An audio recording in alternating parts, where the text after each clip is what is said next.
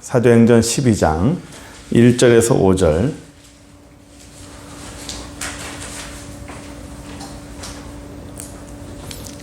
제가 읽겠습니다. 그때 헤롯 왕이 손을 들어 교회 중에서 몇 사람을 해하려 하여 요한의 형제 야고보를 칼로 죽이니 유대인들이 이 일을 기뻐하는 것을 보고 베드로도 잡으려 할새 때는 무교절이라. 잡음에 옥에 가두어 군인 4씩 4패에 맡겨 지키고 6월절 후에 백성 앞에 끌어내고자 하더라. 이에 베드로는 옥에 갇혔고 교회는 그를 위하여 간절히 하나님께 기도하더라.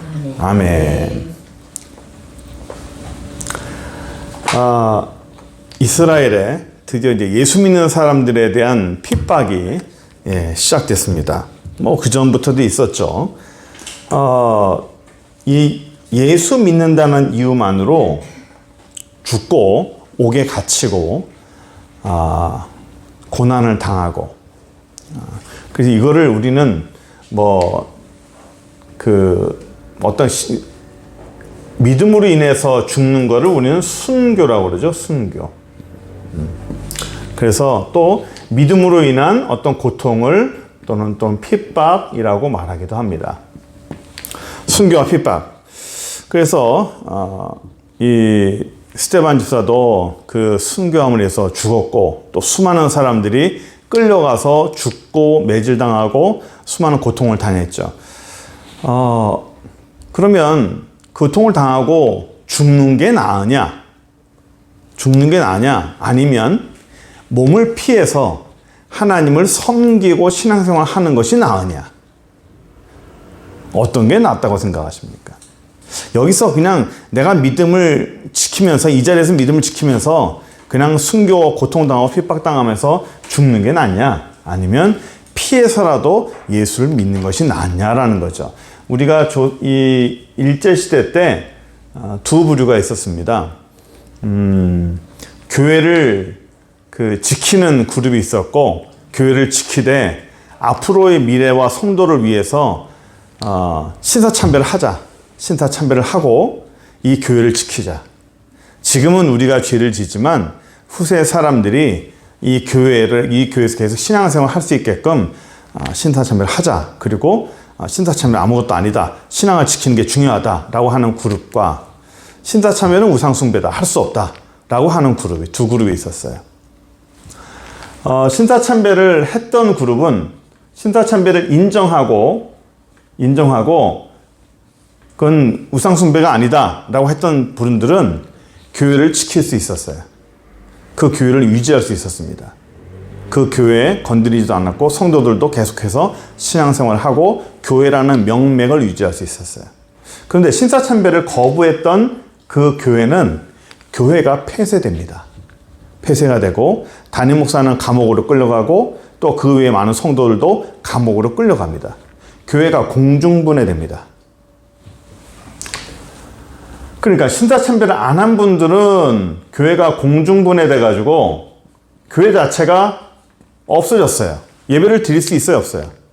못 드리죠. 그러니까 신앙을 지키려다 보니까 공중분해되고 신앙을 지키려고 했는데 결국엔 신앙생활을 못하는 그런 상황이 벌어졌어요. 물론 교회가 없다고 해서 신앙생활 못하는 건 아니에요. 이 윗분들은 신사참배 아무것도 아니다 하자 하고 해서 교회 신앙을 지켰어요. 어떤 것이 나으냐?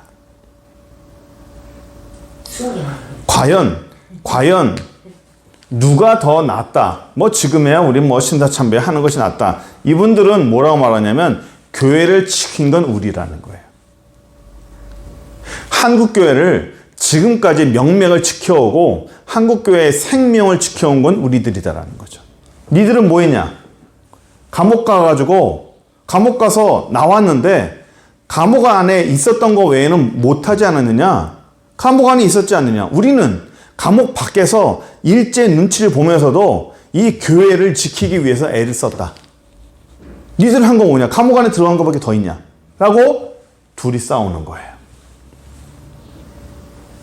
서로 팽팽해요. 다 자기가 잘났다라는 거예요. 내가 훌륭하다. 난 신앙을 지키고 감옥에 들어갔다. 나는 교회를 지키고 성도를 위해서 이 교회의 명맥을 유지했다. 사도행전도 똑같아요. 예루살렘에 남으면 순교하고 죽습니다. 결국은 감옥 가고 지키게 돼요. 감옥 가는 순간부터 계속적으로 이제 모진 고문 당하고 죽지 못해 사는 거죠. 제대로 된 예배를 드릴 수 있겠습니까? 제대로 된 신앙생활 할 수 있겠습니까? 물론 그 안에서 신앙생활 할 수 있겠죠. 그러나 교회라고 하는 어떤 조직된 그런 단체와 그 모든 어떤 시스템 자체가 없어지겠죠. 그럴 바엔 차라리 도망가자. 피해서 멀리 가서 이런 핍박 없이 신앙생활을 하자. 순교와 핍박과는 상관없죠. 남아있는 자들은 핍박을 당하고 순교를 당한 거예요. 누가 더 낫느냐? 누가 더 실용적이느냐? 인간적으로 보면 피하는 게 나아요. 인간적으로 볼 때는. 근데 사도행전을 보면 그 전에 우리가 보았지만 바울이 변하기 전 사울일 때 이 명령서를 듣고 예수 믿는 사람들을 집안에서 다 끌고 나왔다고 성경에 나와 있죠. 믿는 자들을 집안에서 끌고 나왔어요. 끌려서 그들을 옥에다 가뒀습니다. 그 일을 사울이 했죠. 그래서 제가 그랬죠. 그때 제가 다시 말씀드리려고 하는 게 그거예요.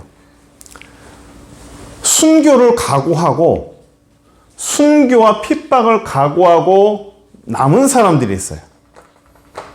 순교와 핍박을 각오하고 남은 자. 이 순교와 핍박을 각오하고 남은 자들은 생명을 건 사람들입니다. 생명을 걸고 하나님 앞에 내 생명도 드릴 수 있다라고 각오한 사람들이에요. 이런 사람들의 신앙은 어떨까요? 대단한 거죠. 이분들은 어디다 갖다 놔도, 전 세계 어디다 갖다 놔도 그 교회에, 초대교회에 우수한 리더가 될 수 있는 제목입니다. 이 사람들은 어디 갖다 놔도 큰 리더가 될 사람들이에요. 하나님 앞에서 훌륭한 리더가 될 만한 그런 자제입니다. 재원이죠. 근데 이 사람들이 어떻게 되죠? 다 죽어요. 다 죽습니다. 스테반이 만약에 죽지 않고 살았다면 그 스테반은 어떤 사람이 됐을까요? 그러니까 만약이라는 거. 만약에 스테반이라는 사람이 죽지 않고 살았다. 이 사람은 죽음을 각오했던 사람이니까 초대교회에서 어떤 역할을 했을까요? 아마도 대단한 사람이었을 거예요. 이분도 사도행전에서 한 획을 그을 만큼의 위대한 사람으로 아마 이름이 남았을 것 같습니다. 죽었으니까 더 추앙 받았겠지만 만만치 않게, 사도들만큼이나 만만치 않게 큰 역할을 할 만한 그런 사람이었어요. 그런 사람을 질문을 하는 거예요. 하나님이 왜 죽이냐는 거예요. 이런 사람을 왜 죽이냐는 겁니다.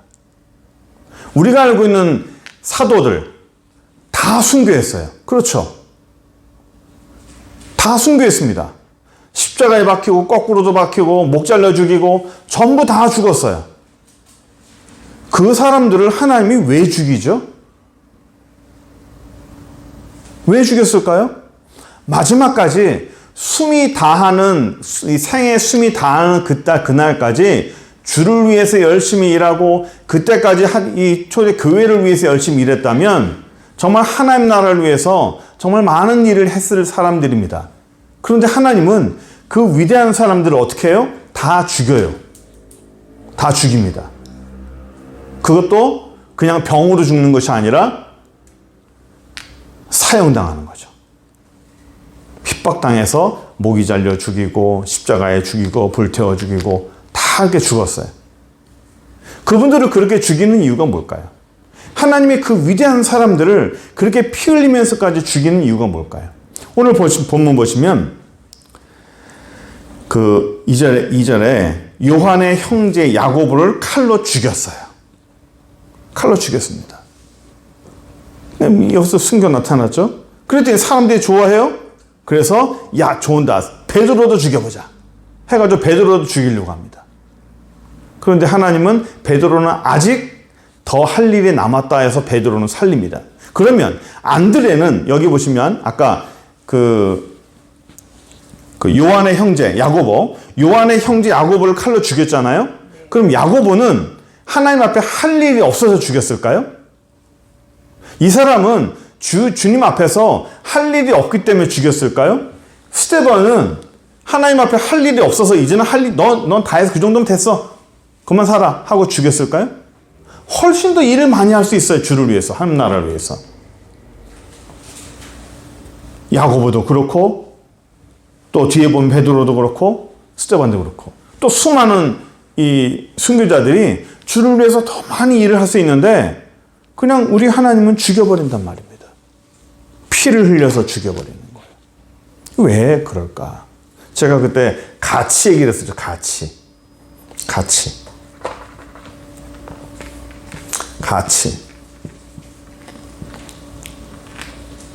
이 사람들을 살리는 것이 실용적이에요. 야고보를 살리는 게 실용적입니다. 베드로를 살리는 게 실용적이고 수많은 사도들을 살리는 것이, 끝까지 살리는 것이 복음 전파에 훨씬 유익합니다. 실용적이에요. 그런데 하나님은 실용성을 선택하지 않았어요. 하나님은 가치를 선택합니다. 제가 그때도 말씀드렸지만 하나님이 정말 사랑하고 귀하게 보는 사람의 생명과 피를 버리게 해요. 하나님이 정말 사랑하는 사람, 하나님이 정말 귀하게 보는 사람의 피와 생명을 가치 없는 것에 희생을 시켜요. 희생을 시켜버립니다. 피를 흘려서 희생을 시켜버려요. 죽게 합니다. 이 많은 사람들을 왜 죽게 했을까요? 예? 왜 죽게 했을까요? 왜? 제가 그때 그랬지, 설명하면서 우리 하나님은 하나님이 가장 사랑하는 사람을 죽인다고요. 하나님이 가장 사랑하는 사람을 가장 가치 없는 일에 그 사람을 희생시킨다고요. 피를 흘리게 한다고요. 훨씬 더 효율적인 일에 쓸 수 있겠지만 하나님은 그 효율을 버리고 가치를 선택한다고요. 그래서 예수님이 거기에 가장 대표적인 거라고 그랬죠. 우리 예수님은 하나님의 가장 사랑하는 분이에요. 그 하나님의 가장 사랑하는 예수님을 제일 먼저 희생을 시킵니다. 피를 흘려서. 예수님을 비롯한 이 많은 사람들을 피를 흘려 죽이게 하는 이유는 아까 여기 좀 가치죠. 다른 사람의 생명,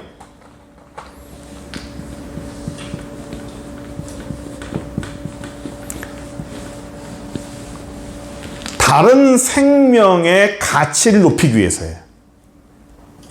이해되십니까?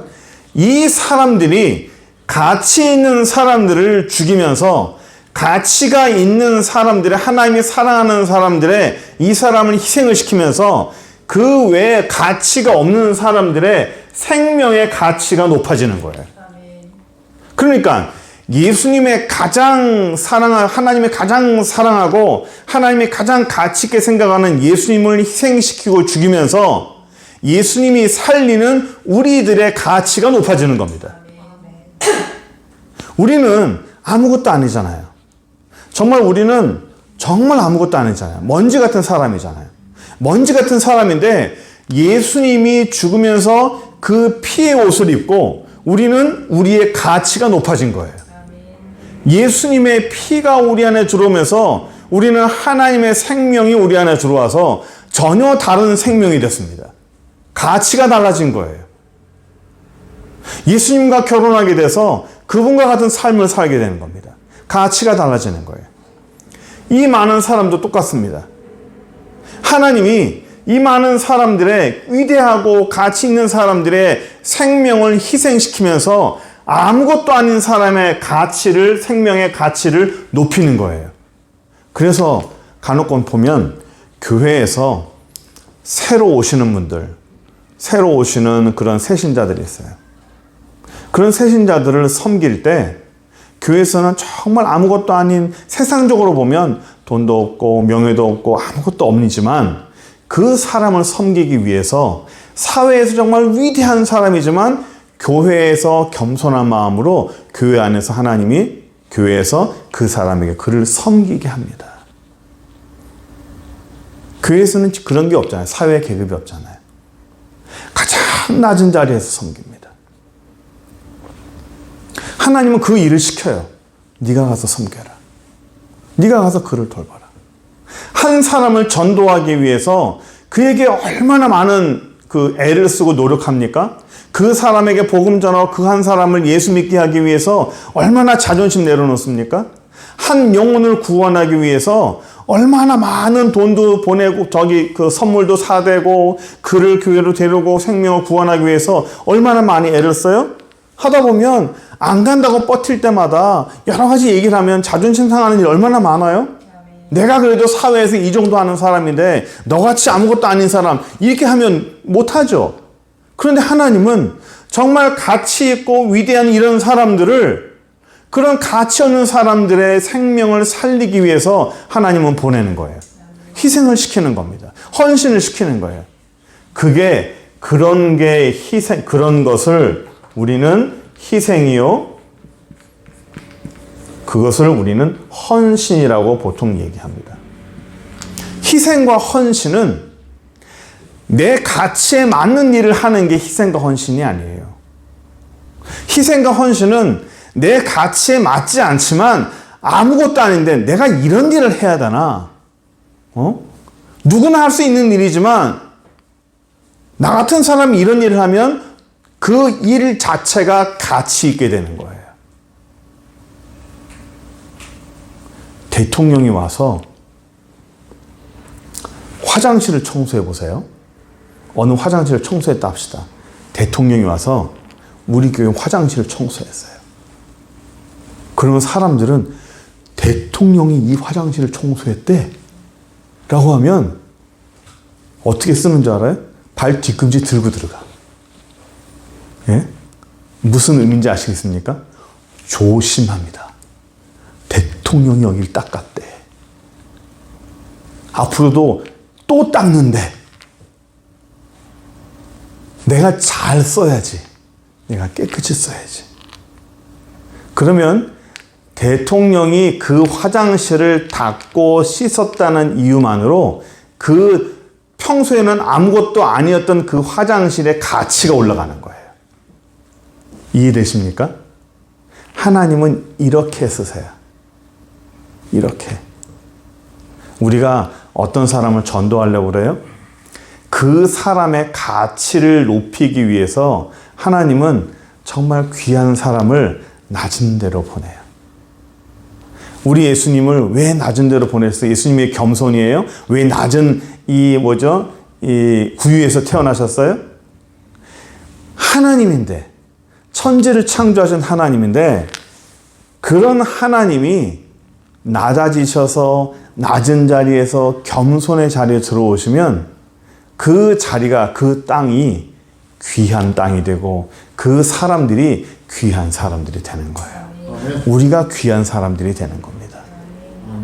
하나님은 그렇게 귀한 사람들을 쓰세요. 그래서 교회 안에서 하나님이 어떤 사람에게 헌신을 요구해요? 어떤 사람에게 희생을 요구해요? 이 헌신과 희생은 아무한테나 요구하지 않아요. 하나님이 나한테 헌신을 요구했어. 하나님이 나한테 희생을 요구했어. 어려운데 희생을 요구했어. 내가 그렇게까지 할 필요가 있는가? 라고 하지만 하나님은 그것을 요구해요. 제가 매번 얘기하잖아요. 헌신과 희생, 하나님이 내게 요구하는 것은 누구나 할 수 있는 것을 요구하진 않아요. 누구나 할 수 있는 것을 한다? 그건 희생이 아니에요. 누구나 할 수 있는 걸 나도 했다? 그건 하나님 앞에 상급이 없어요. 남들이 못하는 것을 할 때 그것이 희생이요, 그것이 헌신입니다. 사람은 높은 자리는 잘 가요.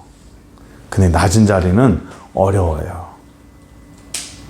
사람은 교만하긴 쉬워요. 근데 겸손하기는 어려워요. 올라갈 수는 있어도 날아가는 건 어려운 거예요.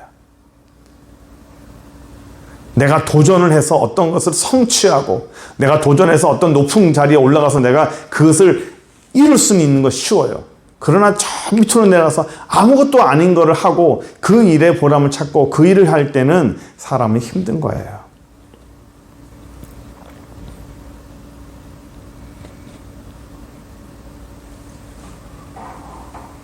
한 달에 5천만 원 버는 사람에 그 사람이 일을 하고 어떤 문서를 작성하고 일을 하면 그 회사가 그 사람을 통해서 5천만 원씩 번다 합시다. 그 사람이 자기 전공을 살리면 한 달에 5천만 원을 버는데 그 사람이 아무것도 일 못하게끔 어느 한 회사에 경비를 시킨다 합시다. 그냥 어느 문의 대문을 지키는 일을 시켜요. 그건 정말 비효율적이죠? 그건 비효율이에요. 근데 하나님은 하나님의 사람을 그런 식으로 보내요. 네가 한번 여기를 지켜봐라. 아니, 나는 내가 저 건물에 들어가서 나에게 컴퓨터를 주면 나는 한 달에 5천만 원을 벌 수 있다니까요? 나는 그 정도 능력이 있는 사람이에요. 근데 나를 왜 저렇게 경비를 시킵니까? 네가 그걸 한번 해봐라.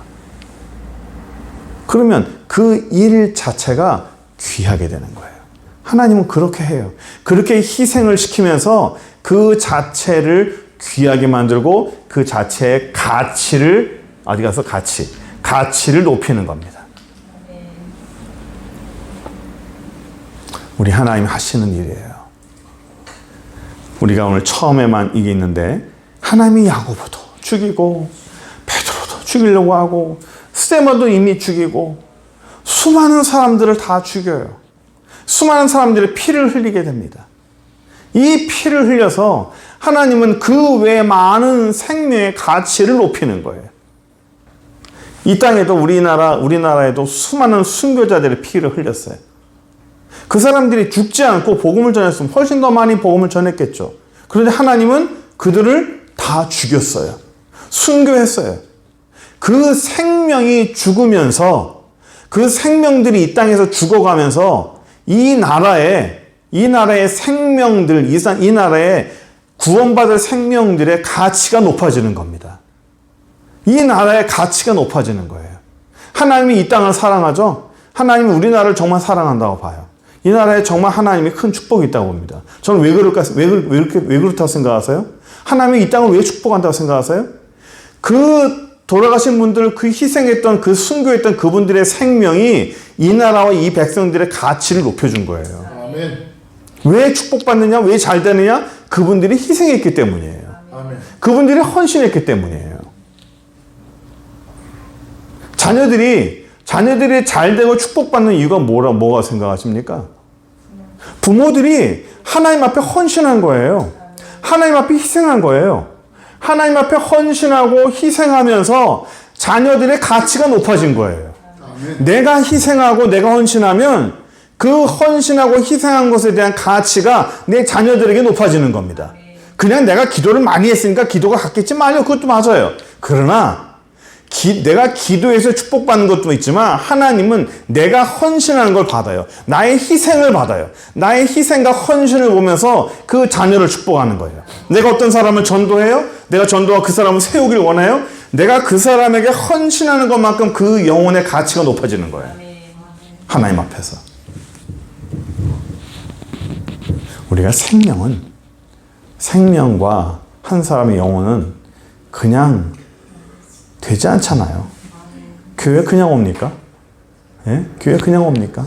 제가 지난번에 어떤 모임에서, 목사님들 모임에서 제가 목사님들한테 힘내라 그랬어요. 서울에 있는 목사님들하고 또는 성도들하고 부산에 있는 사람하고 상급 자체가 다르다 했습니다. 왜? 난 양쪽 다 있어 봤으니까. 부산은 기본적으로 목회를 하든 예수를 믿던 교회를 나오려면 그 많은 사단의 공격과 그 모든 방해를 일단 뚫고 들어와야 돼. 물론 서울도 그런 게 없는 건 아니에요. 그러나 부산은 비교가 안 되죠. 비교가 안 돼요. 이 공격함과 방해는요, 말도 못 합니다. 여기 계신 분들은 그게 당연하다고 생각하겠죠. 아니에요. 그렇지 않아요.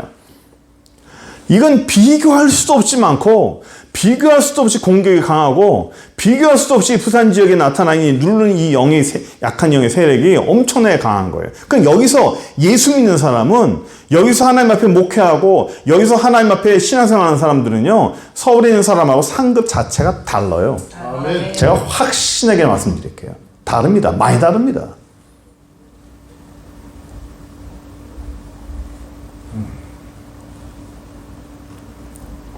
서울은 매연은 많을지 몰라요. 매연은 많을지 모르지만 영적 공기는 그래서 깨끗해.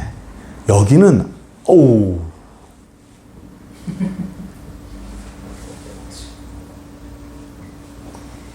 부산 웬 무당도 왜 이렇게 많고 웬 사이비와 뭔 이단의 본부가 왜 이렇게 많은지 뭐 가는 곳곳마다 뭐 많죠. 희한한 데도 많고 우리가 힘을 내야 돼요. 여기서 하나님 앞에 신앙생활 하는 것 자체가 우리 하나님 앞에 복이라고 생각합니다. 아멘. 은혜라고 생각해요.